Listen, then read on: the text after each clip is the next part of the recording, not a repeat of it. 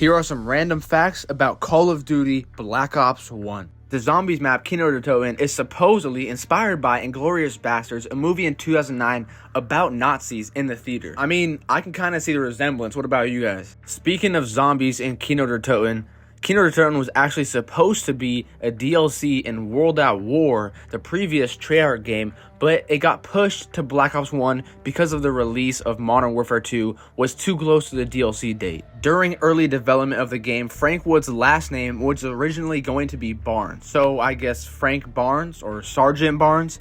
Yeah, it doesn't sound as good. Frank Woods was definitely the better option. If his name was Frank Barnes, his name would not have stuck at all, and I don't think he would have been as cool of a character just by the name itself. In the campaign, whenever Mason's visions of Reznov appear or speak to him, a computer voice can be heard in the background chanting the numbers. The multiplayer map Nuketown was actually inspired by the nuclear test site in Indiana Jones, The Legend of the Crystal Skull, and I can definitely see this as being true. In the Zombies map 5, there's unused quotes and Hellhound files found in the map. So I'm guessing there was originally supposed to be Hellhounds in 5, but they got replaced later on with the Pentagon Thief, a much better addition, I think. The premise and plot, believe it or not, from the campaign of Black Ops 1 was loosely, and I'm saying very loosely, based on real events and real stories. And if you don't believe me, get on your tinfoil hat and do a little bit of researching into some CIA undocumented and unclassified files, and you'll see what I'm talking about.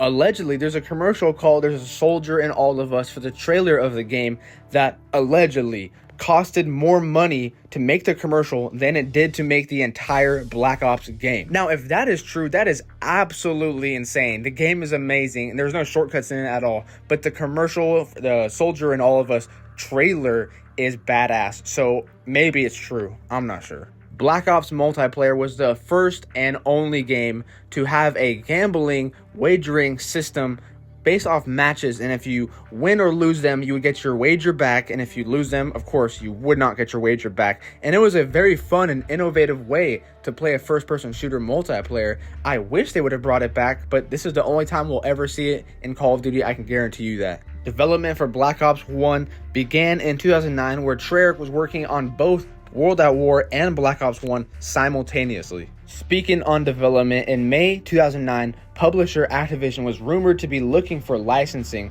regarding Vietnam War music, which led to people speculating that Call of Duty 7 or Black Ops 1 would be set in Vietnam, and it turned out that it was true. Black Ops 1 is the only game in Call of Duty besides Cold War, another Treyarch title, to be set in the Cold War. Every other game goes to the modern, it goes to the World War II, it even goes to the future multiple times, but this is the only time that we've seen it in Cold War. And I don't really count Call of Duty Black Ops Cold War because that's basically Black Ops 1 redid with a new engine and better graphics. When the Xbox One began backwards compatibility, Black Ops was originally the 6th most requested Xbox 360 title to become backwards compatible with the Xbox One. The Wii version of Black Ops had a lot of minor differences and weird small details about the game that were different from all of the other consoles. The game's zombie mode actually got released on mobile phones, and this is back in 2011, 2012 that I'm talking about, but it was later taken off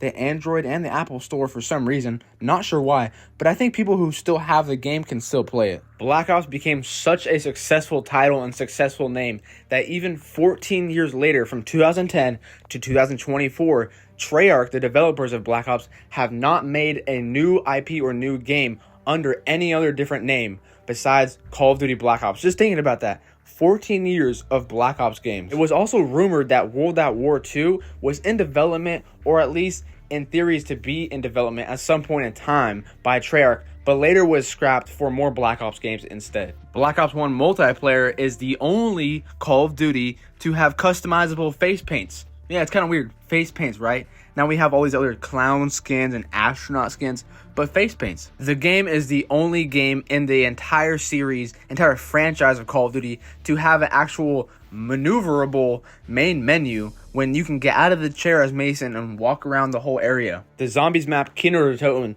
was originally supposed to have a chainsaw wonder weapon, which was, as we can think, was scrapped for the Thunder Gun, but it was supposed to have a chainsaw at first, and we've never had a chainsaw in any Treyarch Zombies, that's for sure. The fourth and final DLC for Call of Duty Black Ops was the Zombies map called Moon, and Moon was originally supposed to be set in Paris.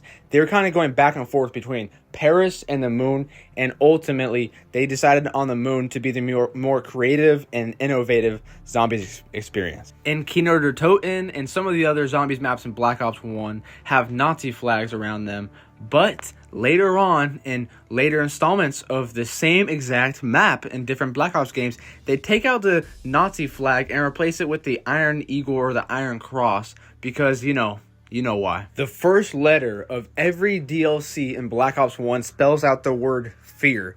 First Strike, Escalation, Annihilation, and Resurrection. That is kind of a weird one.